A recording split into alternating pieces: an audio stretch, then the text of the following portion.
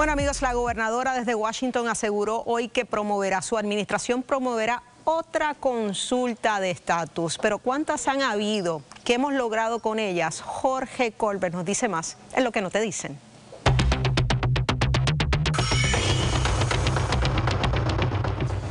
El tema del estatus político es un tema que nos apasiona a los puertorriqueños y evidentemente hay unas enormes diferencias entre los diferentes sectores y los partidos políticos sobre este tema. Sin embargo, cuando repasamos el proceso histórico y vamos a hacer un breve resumen, la realidad es que los puertorriqueños nos encanta, nos fascina discutir el tema, pero no resolverlo. Y ha habido una gran cantidad de iniciativas, particularmente en los últimos 30 años, pero concentradas prácticamente en un solo partido político, el Partido Nuevo Progresista, desde el año 1993, que fue el último plebiscito donde estuvieron todas las alternativas, Estado Libre Asociado, Estado de Independencia. No ha habido una consulta en donde los partidos se hayan puesto de acuerdo. El Partido Popular, salvo la presidencia de José Luis Dalmau, ha sido el único presidente en 30 años que ha ido a presentar una definición de Lela. En el caso del Partido Independentista, en este momento está gestionando la radicación de un proyecto. El PNP ha sido mucho más activo en estos 30 años y aunque no se ha logrado aprobar medidas, quiero que repasemos, miren toda esta secuencia de eventos completos desde el año 1993, cuando se hizo el último plebiscito que ganó el Estado Libre Asociado.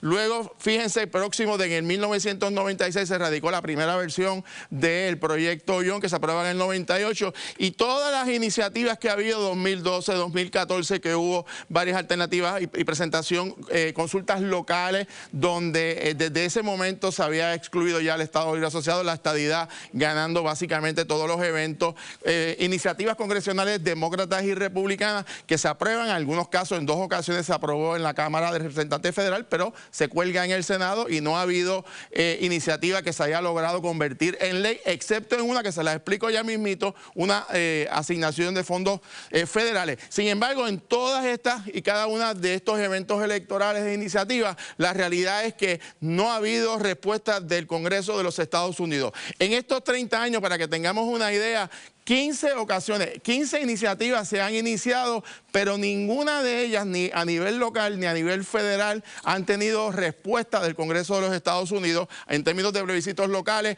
4 ocasiones, 2012, 17, 2020, 2024, gana la estadidad, pero siempre la crítica ha sido, el señalamiento del Partido Popular, de que el ELA no ha estado como opción y ese ha sido el tranque que ha habido entre los partidos políticos. Los esfuerzos en Washington, sin embargo, en este periodo de tiempo, y aquí quiero detenerme un segundo, hay una asignación desde el año 2014 del presidente Barack Obama que le dio a los partidos 2.5 millones para una campaña de educación con una sola condición, que los movimientos políticos, estadistas, estadolibristas, independentistas, fueran al Departamento de Justicia Federal para decirles, el gobierno federal, qué están dispuestos o no a dar. ¿Saben qué? Al día de hoy, en 12 años, ninguno de los partidos ha invocado ir al Departamento de Justicia Federal para negociar las definiciones. La pregunta es, ¿por qué no se ha hecho? Quizás no quieren los 3 partidos recibir las contestaciones que se puedan ofrecer. Finalmente, en las consultas locales, esto ha costado aproximadamente sobre 15 millones de dólares en términos de consultas y de gastos de la Comisión Estatal de Elecciones. Se plantea una nueva consulta a nivel federal esta semana. Vamos a ver el futuro que tiene y con toda probabilidad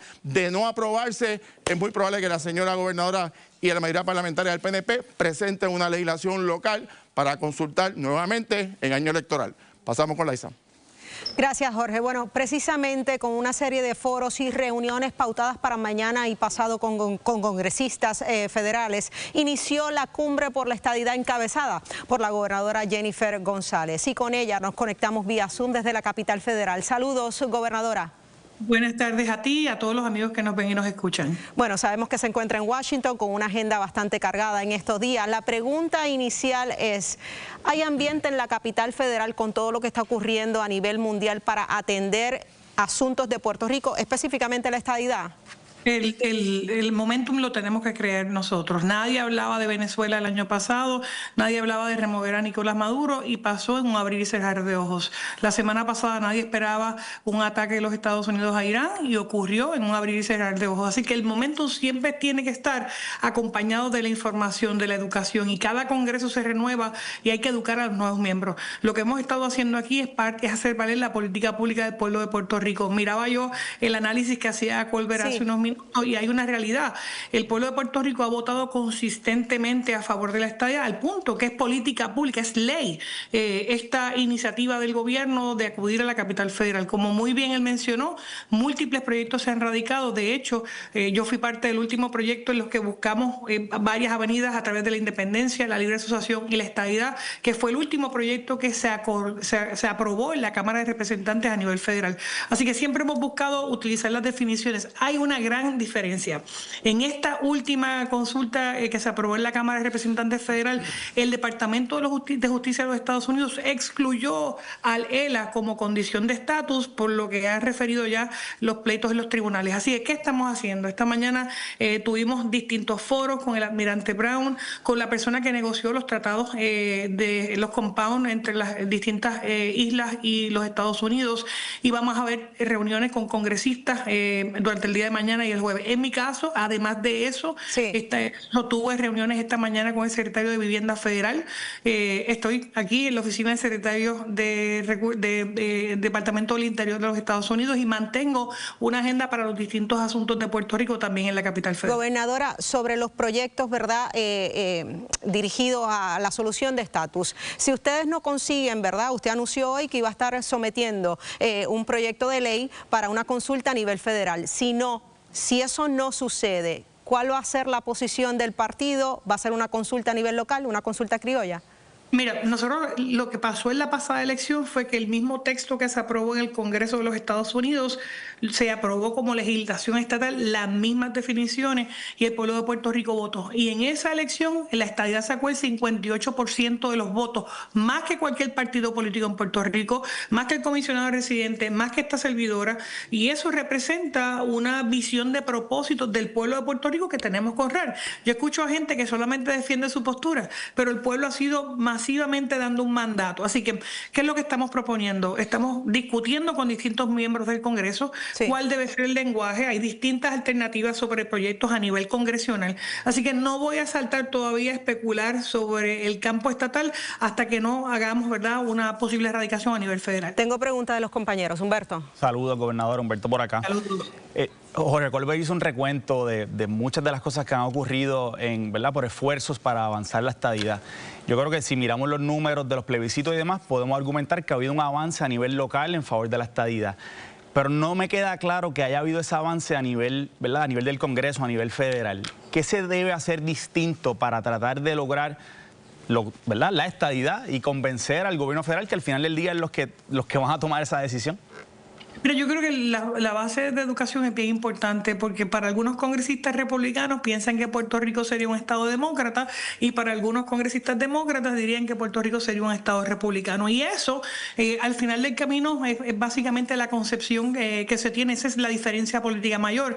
Por eso la última vez que se añadieron 2 estados, ¿verdad?, a la nación americana fueron Hawái y Alaska. Se pensaba que Hawái iba a ser republicano y que Alaska iba a ser demócrata, y pasó a la inversa.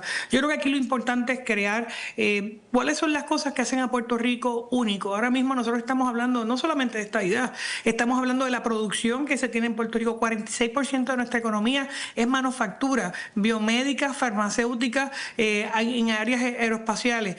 Con la situación de seguridad nacional que vive en los Estados Unidos, Puerto Rico se ha convertido en un elemento importante en el hemisferio americano.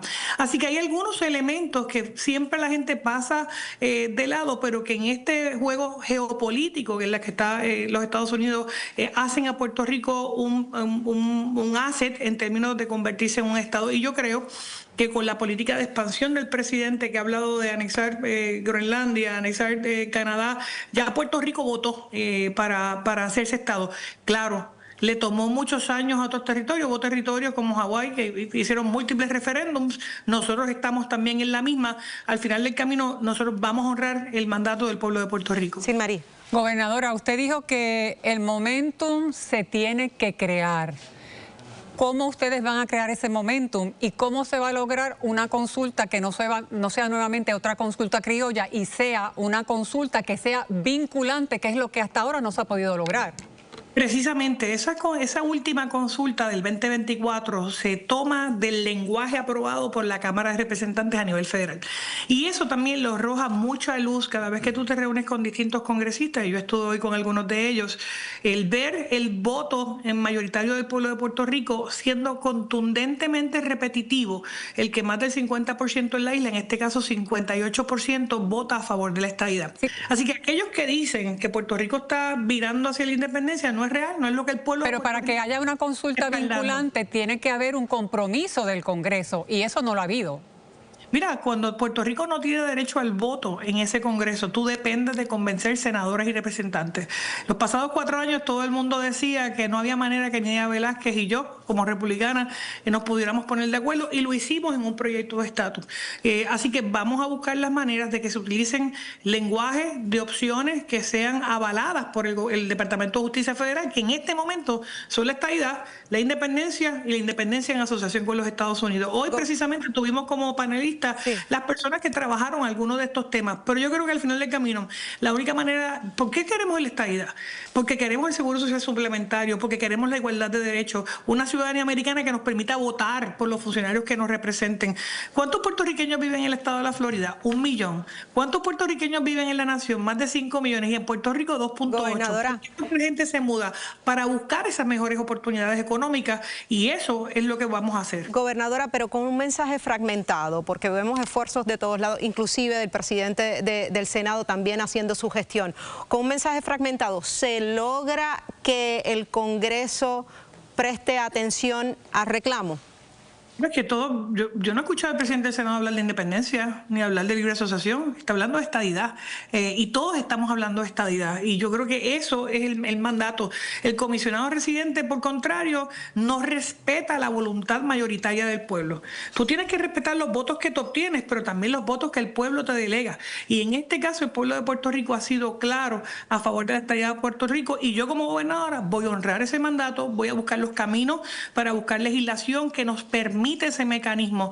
No ha ocurrido antes, muchos estados tardaron muchísimo en lograrlo. De hecho, hubo estados que votaron en contra en ese referéndum y aún así se convirtieron en estados. Puerto Rico ha ido aumentando la cantidad de personas que favorece la estadidad, y yo creo que eso nos va a permitir también atender a nuestros viejos, atender a nuestras mujeres, a nuestros niños, cuando ves todas las diferencias que hay, no solamente en programas federales, sino en gente que hable y vote por ti en el Congreso de los Estados Unidos. Gobernadora Jennifer González, gracias por conectarse con nosotros desde la capital federal.